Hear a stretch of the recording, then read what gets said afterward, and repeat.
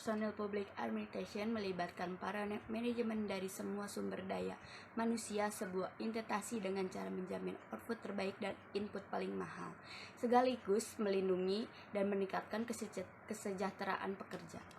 Administrasi personalia publik secara sederhana melibatkan perolehan orang-orang terbaik yang dapat Anda temukan, membayar mereka paling sedikit yang bisa Anda dapatkan, dan mencocokkan keterampilan terkuat prioritas organisasi publik.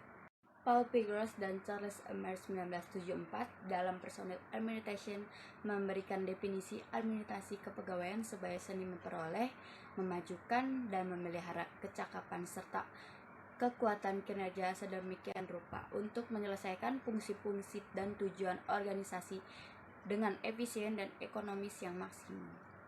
Administrasi personalia publik secara sederhana melibatkan perolehan orang-orang terbaik yang dapat Anda temukan, membayar mereka paling sedikit yang bisa Anda dapatkan, dan mencocokkan keterampilan terkuat prioritas organisasi publik.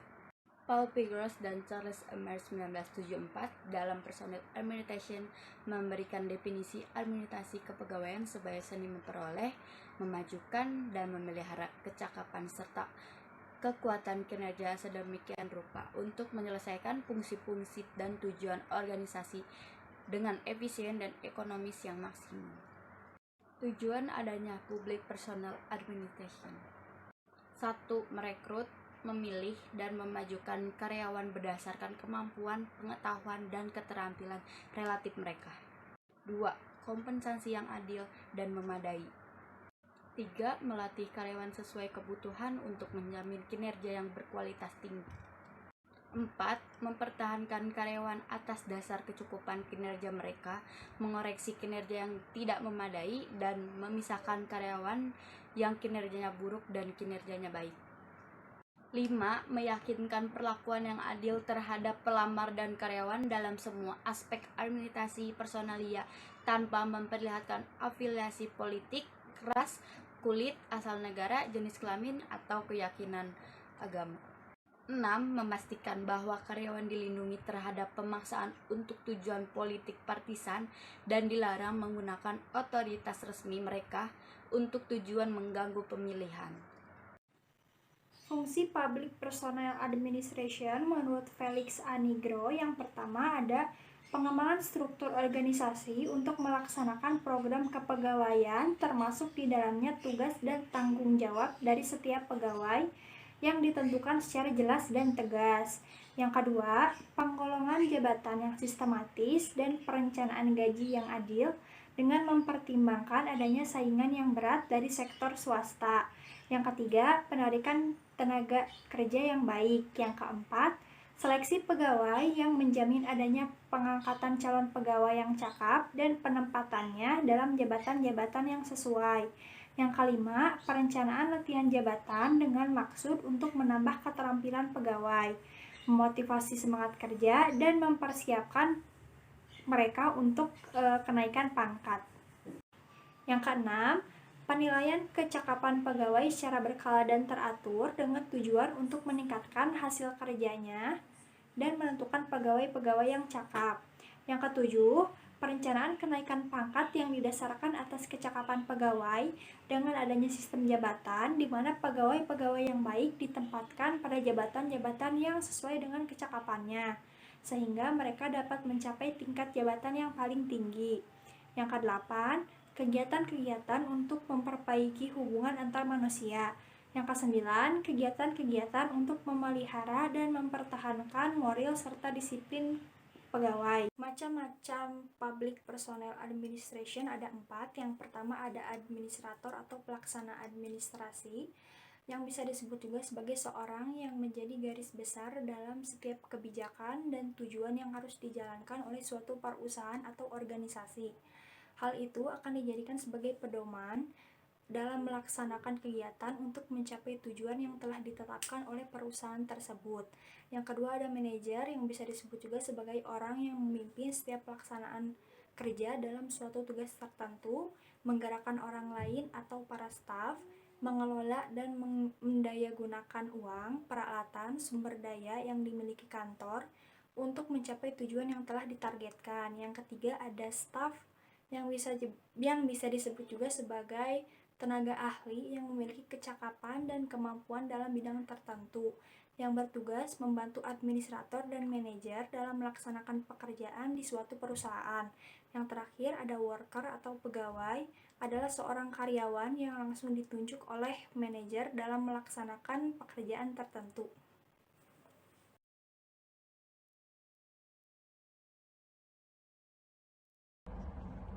Selanjutnya pembahasan mengenai good governance. Good governance adalah suatu penyelenggaraan manajemen pembangunan yang solid dan bertanggung jawab, yang sejalan dengan prinsip demokrasi dan pasar yang efisien. Penghindaran salah alokasi dana investasi dan pencegahan korupsi, baik secara politik maupun secara administratif, menjalankan disiplin anggaran, serta menciptakan legal dan political framework bagi tumbuhnya aktivitas usaha. Good governance pada dasarnya adalah suatu konsep yang mengacu kepada proses pencapaian keputusan dan pelaksanaannya yang dapat dipertanggungjawabkan secara bersama sebagai suatu konsensus yang dicapai oleh pemerintah, warga negara, dan sektor swasta bagi penyelenggaraan pemerintah dalam suatu negara. Menurut Gebler tahun 1992 berpendapat bahwa good governance memiliki kriteria yang berkemampuan untuk memacu kompetensi, akuntabilitas, responsif terhadap perubahan, transparan, berpegang pada aturan hukum, mendorong adanya partisipatif pengguna jasa, mementingkan kualitas, efektif, dan efisiensi, mempertimbangkan rasa keadilan bagi seluruh pengguna jasa, dan terbangunnya orientasi pada nilai-nilai. Good governance di Indonesia sendiri mulai benar-benar dirintis dan diterapkan sejak meletusnya era reformasi, yang dimana pada era tersebut telah terjadi perombakan sistem pemerintahan yang menuntut proses demokrasi yang bersih, sehingga good governance merupakan salah satu alat reformasi yang mutlak diterapkan dalam pemerintahan baru. Akan tetapi, jika dilihat dari perkembangan reformasi yang sudah berjalan selama 15 tahun ini, penerapan good governance di Indonesia belum dapat dikatakan berhasil sepenuhnya sesuai dengan cita-cita reformasi sebelumnya. Masih banyak ditemukan kecurangan dan kebocoran dalam pengelolaan anggaran dan akuntansi yang merupakan dua produk utama dalam good governance. Yang pertama, partisipasi masyarakat atau participation. Partisipasi menyeluruh tersebut dibangun berdasarkan kebebasan berkumpul dan mengungkapkan pendapat, serta kapasitas untuk berpartisipasi secara konstruktif.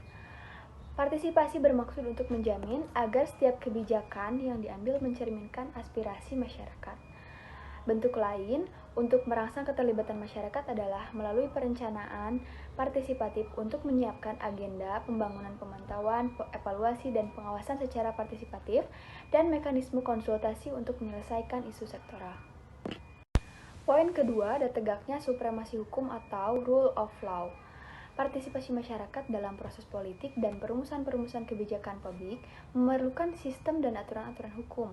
Kerangka hukum harus adil dan diberlakukan tanpa pandang bulu, termasuk di dalamnya hukum yang menyangkut hak asasi manusia. Yang ketiga ada transparansi atau transparansi. Transparansi adalah keterbukaan atas semua tindakan dan kebijakan yang diambil oleh pemerintah. Transparansi dibangun atas dasar arus informasi yang bebas. Yang keempat, ada peduli pada stakeholder atau dunia usaha. Dalam lingkup tertentu, etika bisnis berperan sebagai elemen mendasar dari konsep CSR yang dimiliki oleh perusahaan. Pihak perusahaan mempunyai kewajiban sebagai bagian masyarakat yang lebih luas untuk memberikan kontribusinya. Praktek good governance menjadi kemudian guidance atau panduan untuk operasional perusahaan, baik yang dilakukan dalam kegiatan internal maupun eksternal perusahaan. Yang kelima, berorientasi pada konsensus atau baik menjembatani kepentingan-kepentingan yang berbeda demi terbangunnya suatu konsensus menyeluruh dalam hal apa yang terbaik bagi kelompok-kelompok masyarakat, dan bila mungkin konsensus dalam hal kebijakan-kebijakan dan prosedur-prosedur. 6. Ada kesetaraan atau equity. Kesetaraan yakni kesamaan dalam perlakuan dan pelayanan. Prinsip kesetaraan menciptakan kepercayaan timbal balik antara pemerintah dan masyarakat melalui penyediaan informasi dan menjamin kemudahan di dalam memperoleh informasi yang akurat dan memadai.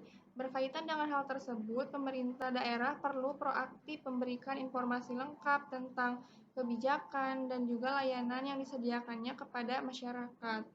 Efektivitas dan efisiensi. Untuk menunjang prinsip-prinsip yang telah disebutkan di atas, pemerintahan yang baik dan bersih juga harus memenuhi kriteria efektif dan efisien, yakni berdaya guna dan berhasil guna. Agar pemerintahan itu efektif dan efisien, maka para pejabat pemerintahan harus mampu menyusun suatu perencanaan yang sesuai dengan kebutuhan nyata masyarakat dan disusun secara rasional dan terukur. Proses-proses pemerintahan dan lembaga-lembaga membuahkan hasil sesuai kebutuhan warga masyarakat dan dengan menggunakan sumber-sumber daya yang ada seoptimal mungkin. Selanjutnya, ada akuntabilitas. Akuntabilitas adalah pertanggungjawaban pejabat publik terhadap masyarakat yang memberinya kewenangan untuk mengurusi kepentingan mereka. Para pengambil keputusan di pemerintah, sektor swasta, dan organisasi masyarakat bertanggung jawab baik kepada masyarakat maupun kepada lembaga-lembaga yang berkepentingan. Bentuk pertanggungjawabannya tersebut berbeda satu dengan yang lainnya, tergantung dari jenis organisasi yang bersangkutan. Yang terakhir, visi strategis. Visi strategis adalah pandangan-pandangan strategis untuk menghadapi masa yang akan datang. Selain itu, mereka juga harus memiliki pemahaman atas kompleksitas kesejarahan, budaya, dan sosial yang menjadi dasar bagi perspektif tersebut di antara berbagai karakteristik. Prinsip atau asas good governance, mana yang paling terpopuler di kalangan pemerintah pusat, pemerintah daerah, penegak hukum, lembaga swadaya masyarakat atau LSM, dan perguruan tinggi, serta dunia usaha berdasarkan hasil survei kajian penerapan good governance di Indonesia terhadap 10 besar prinsip-prinsip good governance. Diketahui bahwa yang paling dominan adalah prinsip atau asas kepentingan umum dan partisipasi masyarakat. Ciri governance. 1. Terbentuknya kesetaraan dan keadilan dalam masyarakat. 2. Adanya keharusan untuk selalu menyediakan informasi secara transparan dan memiliki daya tanggap yang tinggi dalam melayani maupun menerima masukan dan keluhan masyarakat ataupun pihak penting lainnya. 3. Sumber daya dimanfaatkan secara efektif dan efisien sesuai dengan kebutuhan masyarakat. 4. Pemerintahan yang menerapkan good governance umumnya memiliki visi yang strategis dan sudut pandang luas terhadap tata pemerintahan yang baik. 5. Memberikan perhatian terhadap kepentingan masyarakat yang dinilai paling lemah dan tidak berkecukupan dalam mengambil keputusan yang berkaitan dengan alokasi sumber daya pembangunan. Manfaat good governance. 1. Kebijakan yang dikeluarkan pemerintah akan lebih dipercaya dan diterapkan karena tercapainya kesinambungan dalam pengelolaan dan kebijakan yang dibuat berdasarkan prinsip transparansi, independence, kesetaraan, akuntabilitas, dan konsep responsabilitas. 2. Meningkatkan partisipasi masyarakat untuk ikut serta mengambil kebijakan publik. 3. Meningkatnya moral dan rasa tanggung jawab sosial di antara masyarakat yang kedepannya akan memberikan dampak yang jelas. 4. Timbulnya rasa kepercayaan di antara pemerintah dengan warga negara maupun masyarakat global. Hal ini tentu akan memberikan pengaruh terhadap sistem investasi di dunia internasional yang lebih sehat. 5. Terciptanya sistem pemerintahan yang lebih kondusif karena tata pelaksanaannya bersih, transparan, efisien, efektif, dan akuntabel. 6. Sistem keuangan yang lebih baik, kuat, dan transparan termasuk terkait audit internal dan eksternal. 7. Kebijakan sosial, ekonomi, politik, dan kebijakan lain sebagainya dapat dijalankan lebih maksimal karena berorientasi dengan prinsip-prinsip yang ada. 8. Administrasi yang lebih kompeten. 9. Terhapusnya atau hilangnya peraturan dan tindakan yang sekiranya bersifat diskriminatif terhadap seseorang warga negara, golongan masyarakat, dan kelompok tertentu. 10. Kebijakan hukum yang lebih terjamin konsistensi dan kepastiannya baik pada tingkat daerah maupun pusat.